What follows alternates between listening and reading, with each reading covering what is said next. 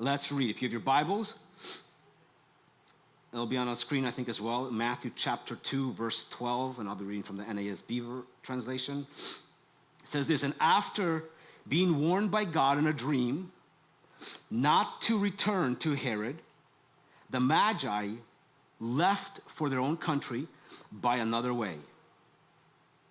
Now when they had gone, behold, an angel of the Lord appeared to Joseph in a dream and said, 'Get up, take the child and his mother and flee to Egypt, and stay there until I tell you, for Herod is going to search for the child to kill him.' So Joseph got up and took the child and his mother while it was still night and left for Egypt. He stayed there until the death of Herod. This happened so that what had been spoken by the Lord through the prophet would be fulfilled, which is, 'Out of Egypt I called my son.'" So this is on the tail end of the Magi showing up, and this is actually where we get the concept that the Magi did not necessarily show up at the birth of Jesus, but sometimes between his birth and after Joseph and Mary settled into a house and up to 2 years old. And the Magi, what's really interesting is they've been listening to God, who God took them to point them to this Messiah. So they were listening to God on their way in, and then you see that an angel showed up and told them not to go not to go to Herod, but to just leave another way. And these Magi, they obeyed God's warning that he gave them in a dream. Joseph too also obeys God. There's 4 separate dreams that God sent him, and he was obedient to each one of them. And they were calling him to relocate his family to protect the child. First, they went to Egypt and then to Nazareth. And every detail of their movement fulfills prophecy. They don't necessarily know that, but God is directing them. And as they are obedient, prophecy is being fulfilled. But their move requires trust. It's not the same thing as we pack up our bags and leave. Packing things up and preparing for a journey on foot was quite challenging, and it wasn't as easy as, hey, they just packed up and left. This was trusting that the dream that Joseph is receiving is definitely from God. This is allowing God to disrupt their sleep and their life. This is showcasing complete surrender to when God asks you to do something, you're not fighting with him because you've already settled that whenever God asks me to do something, I will obey. This does not make sense, and it requires complete listening and hearing the voice of God and being postured to respond. Egypt has a painful history. Because remember, God pulled Israel out of Egypt because they were in Egypt for 400 years in slavery, and yet here we are. God is sending them to the place that they're connected to in the past with pain, but now he's sending them to Egypt for refuge. If you and I begin to think about what God is asking us to do, there's going to be a lot of reason why it doesn't make sense to us. God, Egypt? No, we can't go to Egypt. But here we see that Egypt was a painful history, but becomes a present refuge. Sometimes God takes you and I through places that don't make sense to protect what does. Too often, the American Christianity is safe, comfortable, blessed. That's our version of blessed. But when you and I decide to live a holy life set apart, that means the way and from whom we get the direction to do life and how to do life is going to be different from those who are just living life in the world. And you and I have to transform our mind to say we are going to be different, not for the sake of different, but for the sake of holy.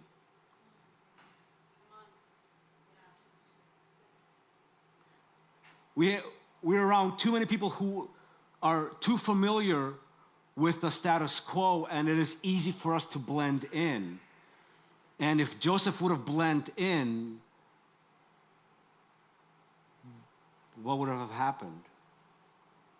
Well, Jesus, and of course this is a highly theoretical, because what would happen? That Jesus would end up dead among the boys killed, unless God would have miraculously protected him. And God could have, because prophecy and the ways of God are far higher than even the evilest of men.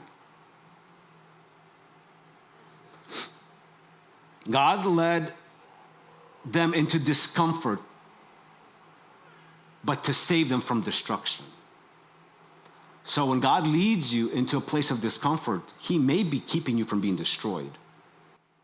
So don't dismiss. If you're following God, then you have to receive what he has for you in however way it comes to you. Don't filter it through even how God worked in the past and if it is comfortable or not for you. Egypt is not ideal, it's not home, it's not comfortable, but it's necessary. We don't like a God who's going to put us into a position that's necessary for us. Because for me, we rely on our feelings more than we want to admit, because if it feels good, it must be God. And if it feels bad, it's the devil. And that's not always the case. Actually, there's always going to be a feel bad before a feel good with God. Because the feel bad is going to be like, I'm going to step out, I'm going to trust him. But the feel good is when you later look back and say, oh God, you were with me the whole time. That was you. And then you feel good. Because you're looking back at the whole thing of 2020 vision, it's there. But you don't know when you're walking through it. So things that God's going to call you and I to may not be ideal. And for some of us, a lot of times we just want to run away from the past as much and as far as we can. But God can turn a place of former bondage into refuge. Like, don't chop God up into telling you what you think you need to do. Some of us are praying away the very thing that God has put in your life to protect you. So God's like, I'm not going to answer your prayer. I'm going to keep you in discomfort because it's going to protect you. And if you don't trust God, you're going to slip out of that place. But if you trust God, then you're going to maintain and be until God releases you. Those are hard. Like being in a place where you're there strictly because of obedience, not because of your desire. Those are hard places to be. And that's when you're really tried and testing God to say, God, when? But as you're asking him, you're remaining in obedience. You're remaining steadfast in the place where he has you until he gives you the next step in your life. Through ordinary obedience, Joseph never says anything that's written down in Scripture. Think about it. There's nothing that is written that he actually says. But his faith in action we see here.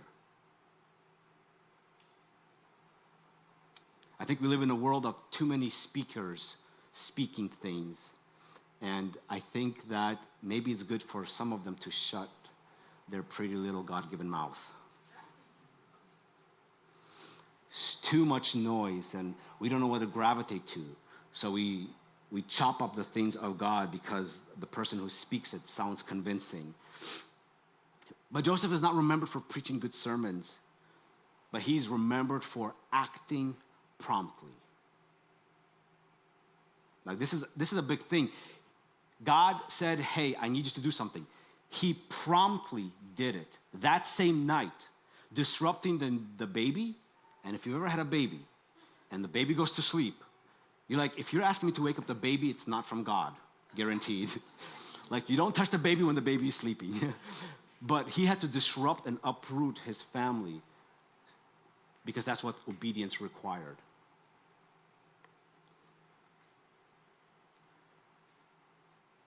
He did not have the full picture. And that's okay. That's actually how God will lead you and I. He's not going to give us the full picture. He's not. And if you're waiting for the full picture, then you're going to continue to be in disobedience, praying for God to do something in your life. And God's like, you're not obedient to me. Why would I ask you to do something else if you have not done the last thing I asked you to do? And maybe this is a heart check for some of you. Maybe you're sitting here, or maybe you're watching or listening, and you're frustrated with God. Maybe God is telling you, I'm actually frustrated with you because you have not learned to obey me when I ask you to do something. So it's a good time for us to check and say, God, am I out of your will because I chose to be out of your will? Am I doing things that's violating you, but yet at the same time I'm trying to pray and ask that you bless me violating what you've asked me to do?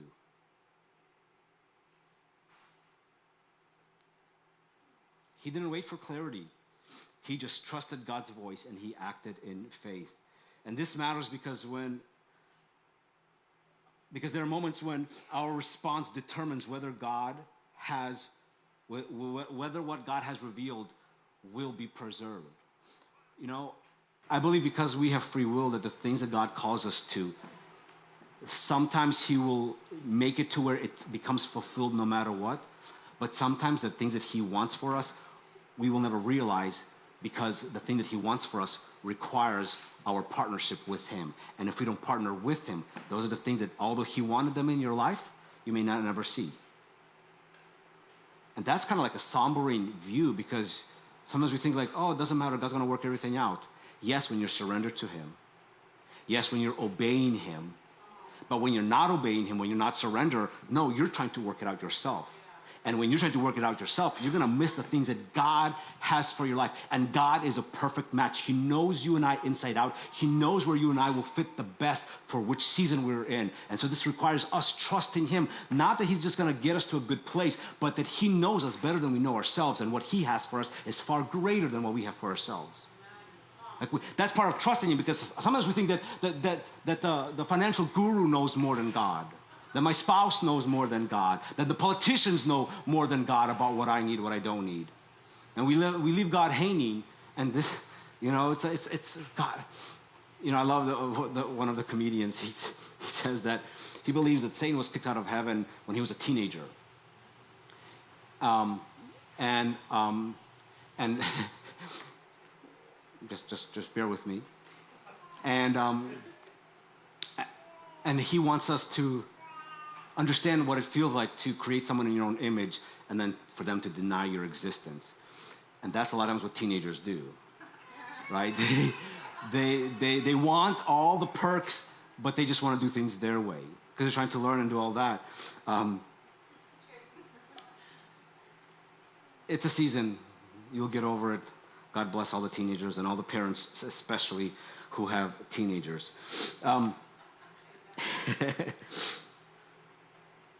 But we see this beautiful picture of faith in action, because God is looking for obedience. Immediate, inconvenient, sacrificial obedience. And obedience is our evidence for our faith. Whether or not you act on what God is asking you to do is the evidence for whether or not you believe. And disconnect, there's saving faith, and then there's just trusting God on a daily basis. So God speaks through dreams, but God moves through obedience. Imagine if Joseph just said, hey, Mary, last night God gave me a dream. Let's chat about it. Wasn't it cool that God gave me a dream? He told me to flee. What do you think about it? What do you think it means? Let's write this down. Let's ask other dream interpreters. Let's ask ChatGPT. What would this dream mean? If he only talked about the dream and never took action, what would it have been? Serious consequences. You don't need to be brilliant. God's not impressed with your brilliance. He's only impressed with your availability.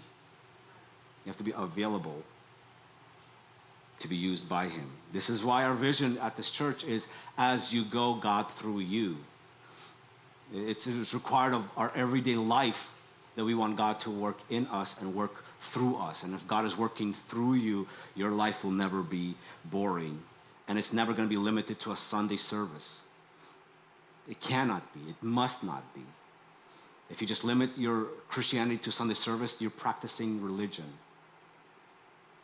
And if you're practicing religion, it may feel good for a moment, but outside of your Monday through Saturday relationship with God, you're lost as a lost cat that will never be found.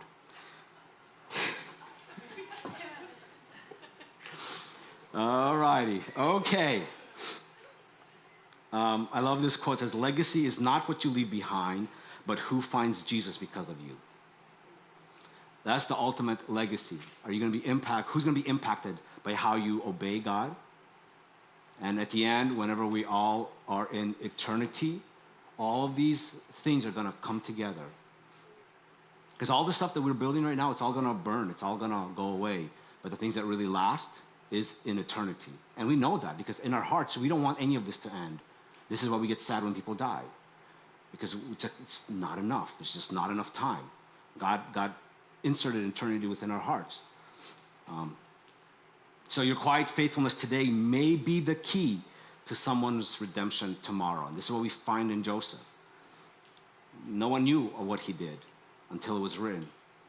Trying to walk back. What happened? Oh, here's what happened. Oh, so Joseph is the reason why the baby Jesus is safe? Yep. All right, the second part of the story, I think, is probably one of the saddest parts in Scripture. And we cannot skip it, but in most cases we do, because when we talk about the birth of Jesus, we don't really talk about this. It's heart-wrenching. So let's read the last few verses from verse 16. Then when Herod saw that he had been tricked by the Magi, I love this because it wasn't that they just didn't obey him. It's that God technically tricked the king. Just think about God tricking someone. It's actually, there's a story after Jesus resurrected, whenever he's walking with the two guys, the road to Emmaus. And there's a beautiful part in there where Jesus pretended to keep walking. He just pretended that he's going to keep walking so that they can ask, hey, stay with us. Sometimes we think that God is like this rigid thing, that he has no smile, that he has no exaggeration, that he's just like, it's like, no. He's going to manipulate and do whatever he needs to do. And I know that when we hear the word manipulation, it has a negative connotation. But over here, it's like we read that God, he tricked using the Magi. And that infuriated Herod. And when someone tricks you, it infuriates you too, right? He became very enraged and sent men and killed all the boys that were in Bethlehem and all its vicinity who were 2 years of old or younger, according to the time which he had determined from the Magi. Then what has been spoken through Jeremiah, the prophet, was fulfilled. Even though Herod is doing all these things from rage, it is connected to prophecy. And here's what has been fulfilled. In this moment, that it says this, that a voice was heard in Ramah, weeping and great mourning. Rachel weeping for her children, and she refused to be comforted because they were no more. I just want this to kind of like sit with us. It's not the great passage to read on Sunday morning where we just all, hey, God is good. But you have these passages in Scripture where you have to wrestle with, because it doesn't fully make sense. You're like, man, like what is happening here? Like the depravity of man is on full display. Let's finish reading it, and then we'll talk about this, and we'll come to an end. But when Herod died, behold, an angel of the Lord appeared in a dream to Joseph in Egypt and said, "Get up, take the child and his mother, and go to the land of Israel, for those who sought the child's life are dead." So Joseph got up, took the child and his mother, and came into the land of Israel. But when he had heard that Archelaus was reigning over Judah in place of his father Herod, he was afraid to go there. Then after being warned by God in a dream, he left for the region of Galilee. And the final verse, and came and settled in a city called Nazareth. This happened so that what was spoken through the prophets would be fulfilled. Another prophecy fulfilled. He will be called a Nazarene. You know what's interesting is, if God can trust you with one thing, and you respond and obey, he's going to come to you again and again and again. You see that God came to Joseph once, he obeyed. God came to Joseph again, he obeyed. He came to him the third time, he obeyed. There's this consistency of obedience. And whenever we develop a pattern of consistency to the things of God, God will be able to trust us with more and more and more. If you don't have consistency with God, why are you questioning and asking God and frustrated with God that he's not trusting you? Remember the proverb says that if you are faithful in the small, what's going to happen? Right? You'll be faithful with much. When we hear that, we like the word much more than faithful or little. We want the best of everything right now. And God's like, but your faithfulness in the little means that no one sees or cares. And no one cares about your faithfulness in the much. All they care about is the much. And that's where we get it from. So this passage, it highlights that Jesus' early years are not soft-lit and sanitized. It's blood-stained, battle-scarred Christmas story, if you will. It's not just an angel singing, it's soldiers are slaughtering. As I was reading this, it dawned on me of how brutal this was. I mean, every boy under the age of 2. And and it's not like there were thousands of boys. In the village, there may have been 20 or 30. But that means that everybody knew everybody.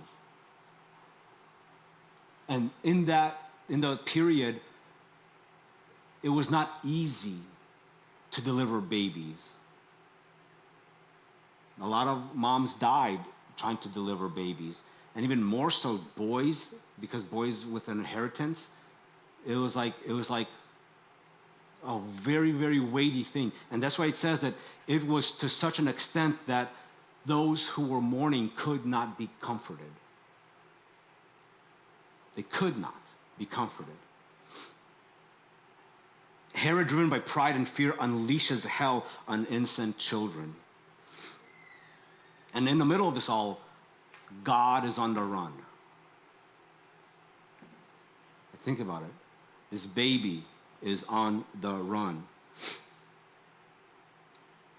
And this actually exposes us to the gospel. That God is not just saying, hey, just follow me and everything's going to be good. Don't worry about all the evil. No, he's saying, I know evil. I know injustice. And God is entering into a world of injustice, not to escape it, but to overcome it. This is why Christianity is so raw and real. It doesn't sugarcoat everything that's happened. It talks about real life, but in talking about the real life and real circumstances, it presents God in real life. How does it look like for God to walk with you? Sometimes he's going to tell you to flee and you have to run and hide.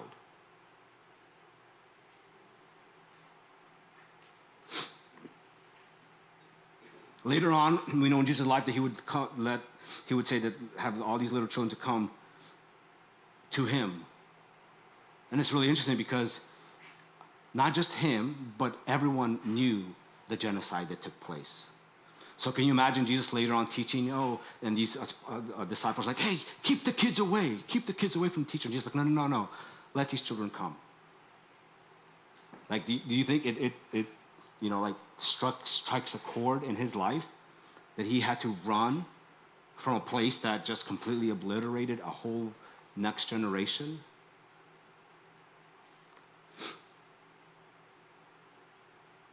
It's the same Jesus who preached, blessed are those who mourn, because Jesus was born into mourning. You have to understand that most gods are looked upon with like exclusivity in the sense that they should not touch anything that's human.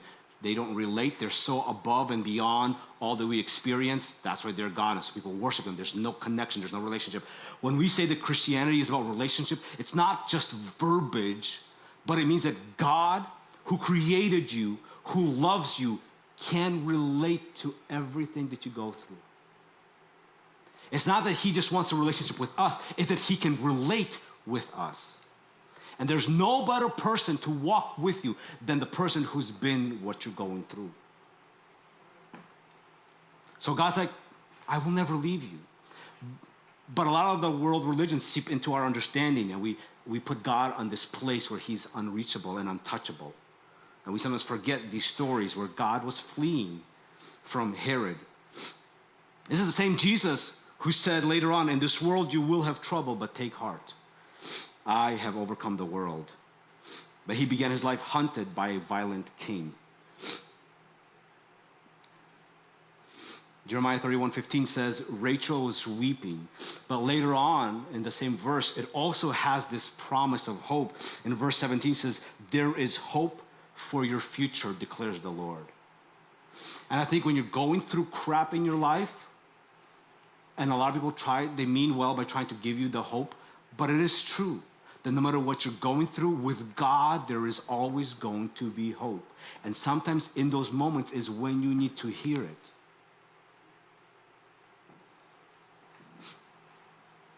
It's one thing to just say, hey, just get over it. One day God's gonna fix everything. No. But how does it look like when you're like, God, give me hope in my process?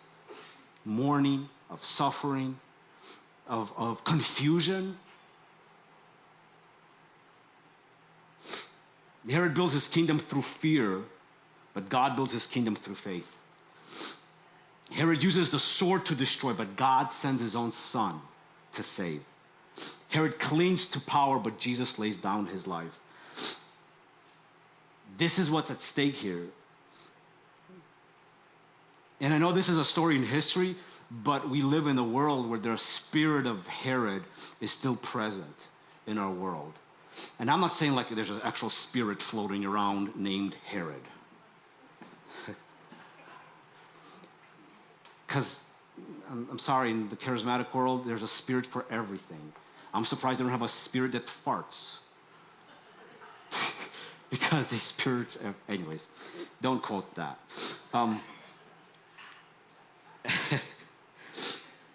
Herod is not just a historical villain. He represents a spirit still at work, and which is what?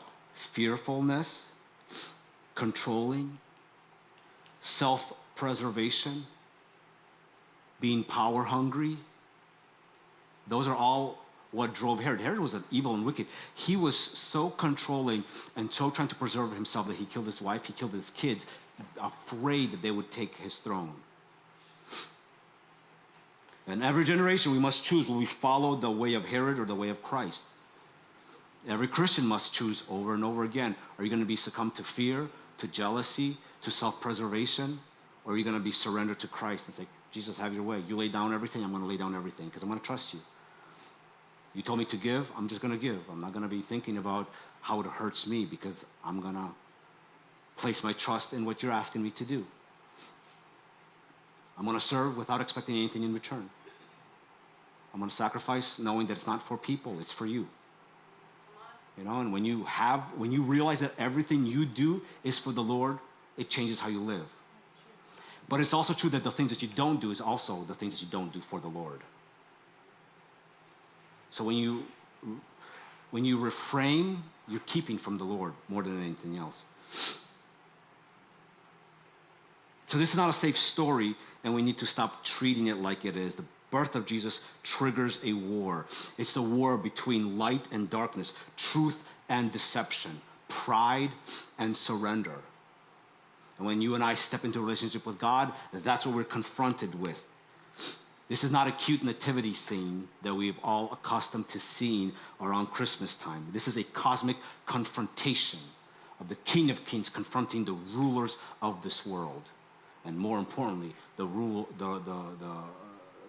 of the spiritual darkness and forces that's behind all this. So Jesus does not ask us to admire him. He's demanding our allegiance to him. This is when we have to pick sides. And it's kind of like, this is why the illustration of our relationship with God and salvation is like marriage. You know, when you get married, you say for better or for worse.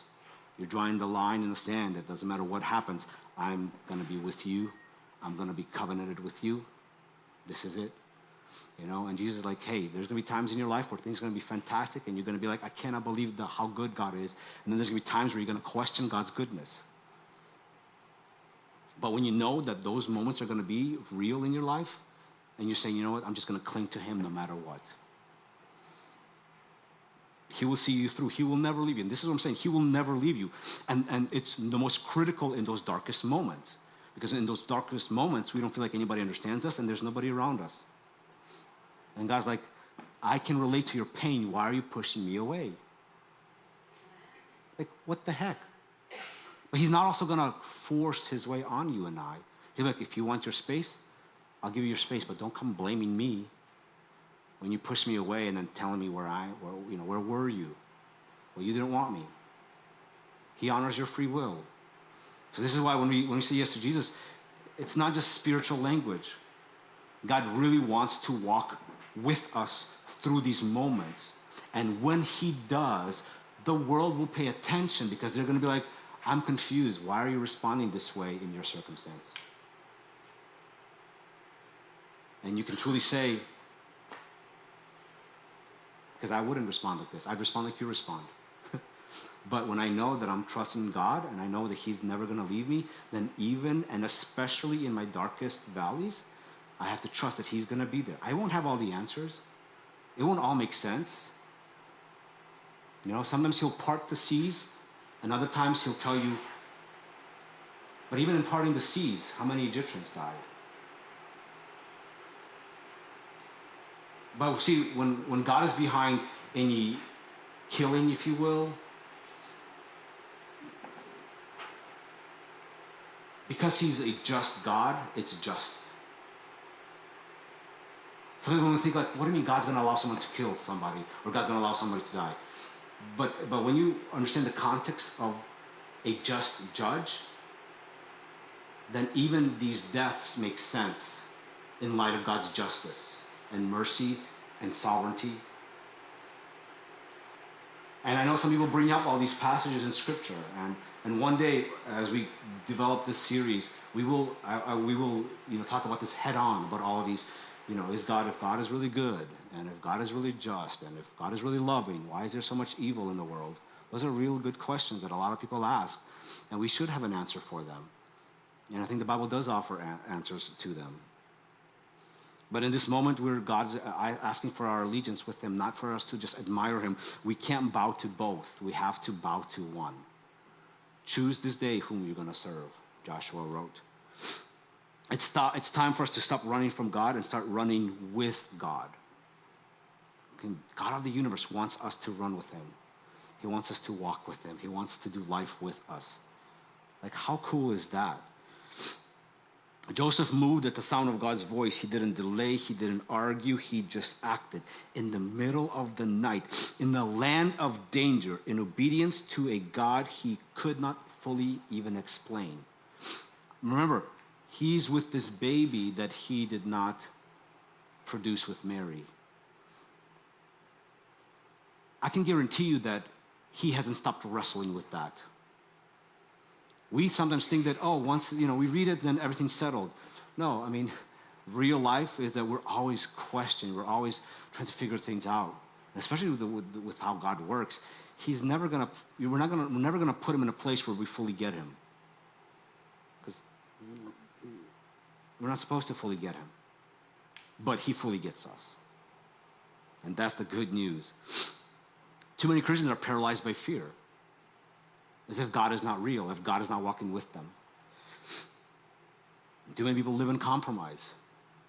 And I don't know if that's you, if you're here, if you're listening, but God is calling us today to just move, to protect what he has birthed within us, to walk away from all these toxicities, whether they're relationships or whatever the influences that you have.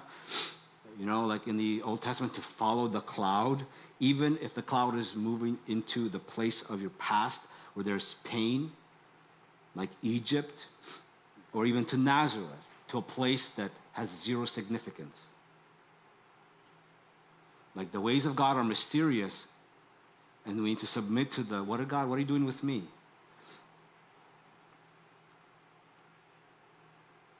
You will never know the full plan. But you will know whenever God asks you to do something, and your response is going to be, will you obey or will you not? Third, let me wrap up here.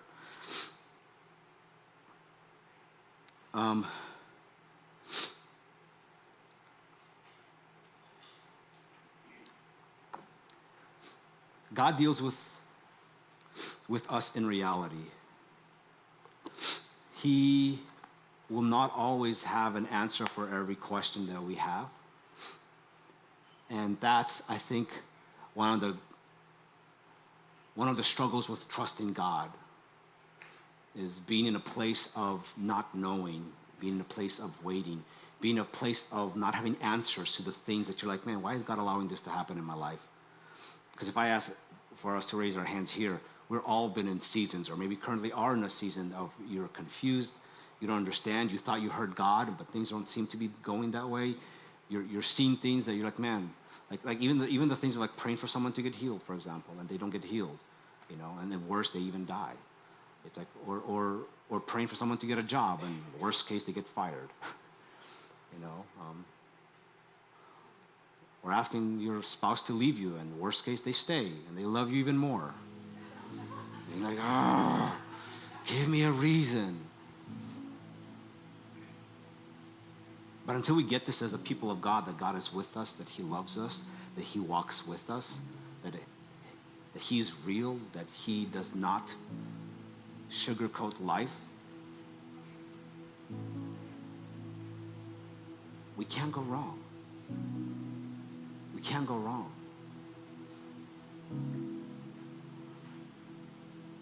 I'm excited to talk about Joseph next week, because even though there's nothing that he said, I think that we can get some glimpse of Jesus being 12 years old, and there's a lot of richness of what we're going to talk about next week. But I love these passages because it talks about the humanity of God, and that Jesus didn't just make everything to be smooth and easy. We read in scripture that some people were transported from one place to another supernaturally. Chains were broken off, they were set free. And then we read stories where God himself would be fleeing and running from an evil ruler and king. And eventually, what's interesting about this, I just want to leave you with this, is that Jesus here flees death, right? But remember, later on, he is led like a lamb to the slaughter. He says, no one takes my life, I give it. Right now, it was not his time to be killed, but later on, his time comes where he walks into being crucified and eventually dies so that you and I would never die. So when with God, this is why sometimes we're confused, because we are only focusing on here and now, and God's seeing the whole picture. God's like, yes, there's going to be killings and murders and this injustice. I'm going to preserve fulfill prophecy, but eventually to fulfill prophecy, Jesus is going to die.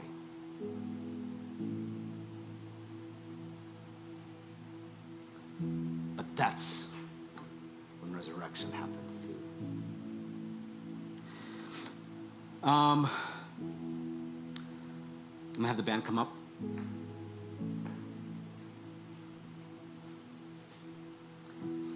Don't wait until you have all the answers. And I know even this message on the massacre, it may not even be satisfying, you know. I can tell you the right apologetical reasons of evil in the world, free will, and people will do the things that saddens God's heart, and they will bring judgment upon themselves. So all these things are, you know, there's not a good answer whenever you're going through hurt and pain and suffering. This is why you and I trust God through all seasons, through all stages. When you understand things and when you don't understand things. When things make sense, when you're confused. So your trust and my trust in God is not circumstantial. It's a decision that you and I have made and we need to make to say, God, no matter what, I'm going to trust you. I'm going to train my ears to hear your voice. And I think this is a good place for us to just, to maybe ask God to confront us. Be God, okay, I don't know when was the last time I heard you speak to my life. I don't know the last time you've asked me to do something. But ask God, say, God, is there something that you've asked me to do that I just did not do? And maybe that's the place that you're stuck in, where you're like, man, you're wanting the next thing, and God's like, you have not done the previous thing. So maybe just say, God, like, I'm available, I'm here. And agree for God to begin to build a pattern with you, so when he asks you to do something, you obey. Which will then trigger him asking you to do another thing, and hopefully you obey. Then triggers another thing, and then you'll realize that there's this rhythm with the Lord. He's going to ask you to do things. Some of them are going to be easy. Some of them are going to make sense. Others are not. And they may never even come into harmony in this life. But trust is not about seeing everything in harmony. Trust is saying that there's a God who knows all things, who sees all things, and I'm going to believe that what he is doing is going to be true to his character. And his character is love, justice, mercy, goodness, faithfulness. No matter what he does, he will never violate who he is. So we're trusting in who he is more than what we want him to do in our life. And the best place to start is here, to say, God, I trust you. Even though I'm sick and I've been praying for 10 years, even though I'm confused, even though I don't have the greatest of jobs or incomes, even though my kids, even whatever your reasons and excuses, just lay it all down and say, God, revive me. Breathe into me. Before I try to figure out all the situations and circumstances and answer all the questions, be present with me. Just show up in my life so I know that you're here, and let me begin to trust you, maybe for the first time. And I just want to say this, just take one more minute. For the Christian walk, you have to be revived, because too many of us are just cruise control. And it's no good. But some of us are not even saved at all. We don't know this God. We just know religion. And so I just want to give everyone an opportunity here, or if you're watching or listening, that if you don't know who this God is, you have an opportunity to give your life to Jesus. I just want you this is a prayer that we just have you pray with us, but it's not just a prayer, that's something magical. It is just verbalizing what God is doing in your heart. And it's simple. It's simply this. Just say, God, you're speaking to me. I don't even know what it means, but I'm convicted. I'm lost. I know I need you. And I ask you to forgive me, to wash me. I believe that Jesus died in order for that to happen, so I believe in him. I believe that he resurrected. And I just pray that you save me. And God says if you call in his name, he will save you. Okay? And if you said the prayer, or if there's maybe you didn't even say the prayer, but you resonate with what I'm saying, please reach out to us. We'd love to have the next, get with you on their next step. But in this moment right now, for those who are saved, the worst thing is for us to just be casually cruising in life. This is why God's stories become important, because we're like, man, how do we interact? How do we allow God to work in us and through us so that as you go, God through you? That's what we want to see. That's what I want to see. Each and every person, as we go, God through us, wherever we are, whichever day it is, whomever we're with, no matter what our circumstances is. So if you just bow your heads, just close your eyes, and just have a confrontational conversation with God. Say, God, I know something needs to change. I know something needs to give. God, I don't know maybe what it is even, but bring to light what is it that I need to do individually in this moment